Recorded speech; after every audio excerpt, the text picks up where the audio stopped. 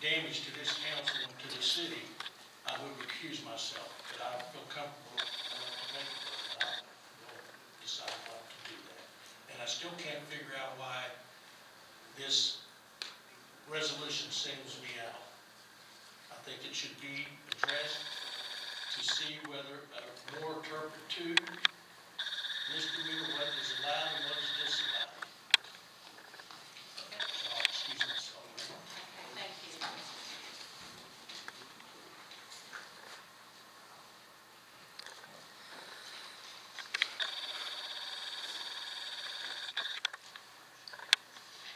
Do I have a motion on the floor?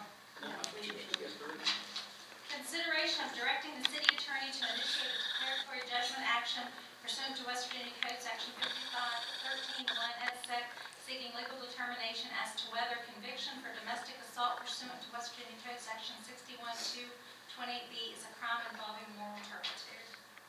Madam Mayor, I move that we accept the motion as read. Second. Discussion. Discussion. Can you start? Okay. I've looked at this diligently. It's a challenge, and the challenge is essentially the part of our charter that you all have heard discussed tonight. I thought initially that, having talked to various people after consulting with our city attorney, that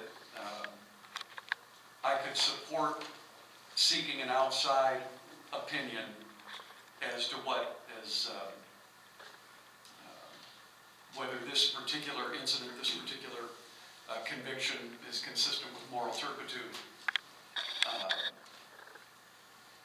And I'm not ashamed to admit that I bounced back and forth a little bit, but tonight, essentially, my feeling is that this is something that we should not pass off to another entity. It's a matter that this council should handle, and that we should make a decision as to what we think the correct interpretation of our charter is.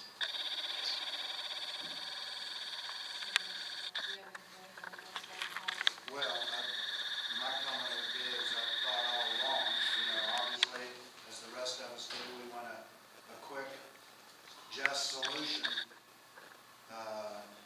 to what's going on with the council in regards to Mr. Lopez. I would like it to be swift. I would like it to be fair. We are having trouble grasping what moral turpitude is. Obviously, we've all heard a lot of comments tonight. We've all talked to people that have other comments as well. However, my feelings are that a judge, one that's astute in the law, I think would be very capable of coming up with a definition of moral turpitude for us. Once that happens, then we will do what's necessary. Amen. First of all, I want to say, I know that there are several people here that are very close friends and family of Mr. Lopez. And for you, I want to tell you, I'm very, very sad. I'm sad that this pain has entered into your lives. And it's entered into the lives of the people here in Clarksburg and the city council, and especially the employees of the city. But that does not eliminate the problem.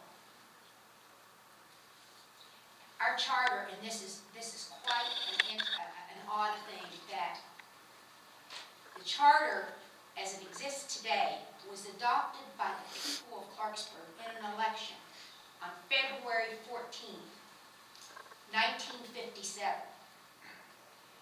This is now nearly February 14th in 2014. The charter that we have in the city of Clarksburg was born out of a time when our citizens and our government was riddled with corruption. And it was written by a charter board who had that assignment. And E.W. James ended up being the very first mayor of the city of Clarksburg. Even our city attorney's father was one of the people who helped write a charter. And it's a very important piece of our history. Folks, I want you to understand, and this is, I am not a lawyer, I am not a seer, but I am somebody that has deep obligations in my heart that I feel that I have been charged by the voters of Clarksburg to look at the charter of the city of Clarksburg. And where it describes moral turpitude, our own city attorney has tried across the country to get a good definition of moral turpitude. You can go on the internet, and in as many places as you want to visit, you can find as many definitions of moral turpitude that you want to find. You can apply it just about any way you want to apply it. But does that make it any easier for me? No, as a councilman. But I want you to understand, what I'm thinking in my mind too is that in 1957, we may not even have had the term domestic violence. I don't even know if it existed yet. I remember 1957 because I was in the 7th grade at Central Junior High School. And I can remember the problems that this city had, and I know how it came to a peaceful solution. That's exactly why we vote the way we do with a nonpartisan election, and we get away with the wars because of the corruption. Moral turpitude. What did it mean to the people in this city in 1957? I don't know. If anybody knows, raise your hand. I don't know. But I know in my heart, having also been a victim of domestic violence, I know that at the hands of anybody, whether they touch you or not, whether it's harsh words, it is a moral situation that is ugly. And no one should have to endure it. That's my opinion. To me, the city of Clarksburg's charter, written in 1957, 57 years ago, says that this council will look at this as a crime of moral turpitude. And I look at it as a crime of moral turpitude. Do I want it to be that way? No. I have worked with Mr. Lopez probably longer, other than Annette, than anyone on this council. He and I were friends. We worked together. But I cannot support something of this dimension against the citizens of this town. I cannot support that somebody has sat on the witness stand in a court hearing and under oath to the prosecuting attorney said, yes, I've lied. I lied. I lied to the 911 operator. I'm a liar. I can't support that. I can't support somebody making a decision for the city of Clarksburg that has these circumstances that are affecting the lives of so many, 17,000 plus people. My conviction is tonight that I will not support sending this to the judge for further explanation. That I feel it is our duty as a city council to make the decision, to pull up our bootstraps and say, this is the way it is. This is what we see. This is how I feel it is. And this is what I expect for any of us. If this is not what the people want in the future, then we need to address the city charter and come up with better issues. But for right now, we have what we have to work with. And I look at each and every one of you, and I think I know most every one of you in here. And my heart breaks. My heart breaks for the Lopez family. It breaks for those of you in here that have had to endure domestic violence. My heart breaks for you that may have even given it. But it's time that this council drew a line in the sand and said, this is our decision. And we will not continue with this kind of action. That's it.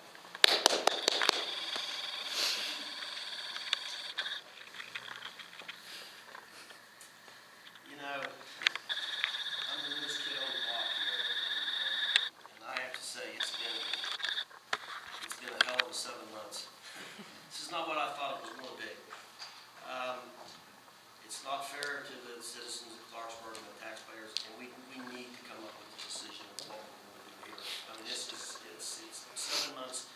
This city is moving forward. You know, we have the new state building coming. We got a gentleman that's putting in 53 apartments back here. So it's time to move forward. So we do as a council need to make a decision. Yes, you do. I mean, we have to come to some Thank you. resolution.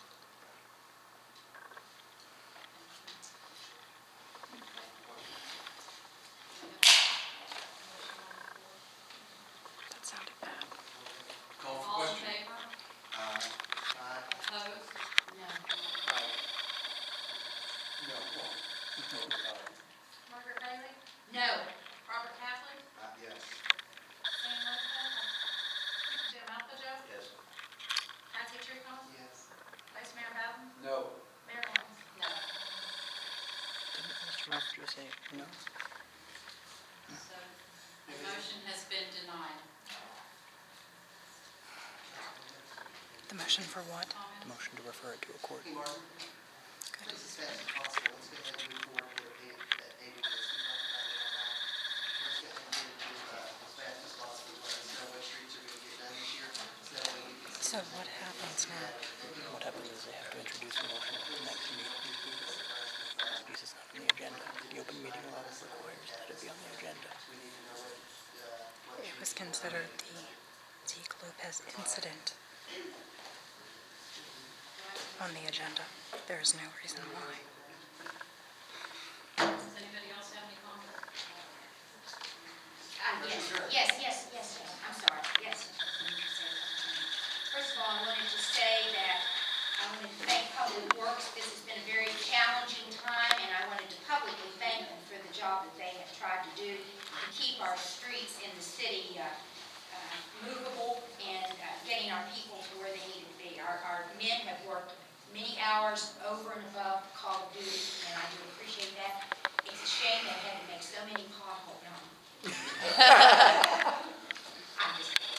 That the potholes we're aware of, and the city manager will be addressing that, and I know that he'll probably be saying something to the effect that when we can, we will, and not before. I also wanted to say that people in the city, we need to remind them that they need to shovel their sidewalks. It is the law, and we need it. Businesses, empty buildings, residences, shovel their walks and make them happy.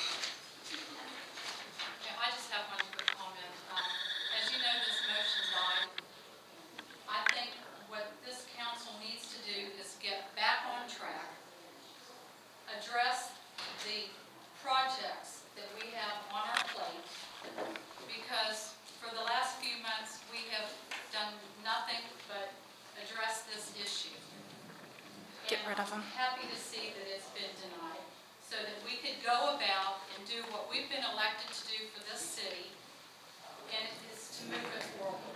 Is there a resolution? So I encourage everybody, let's get with the city manager, talk about where we want to go from here, where we stand on all these projects, and get the city moving forward.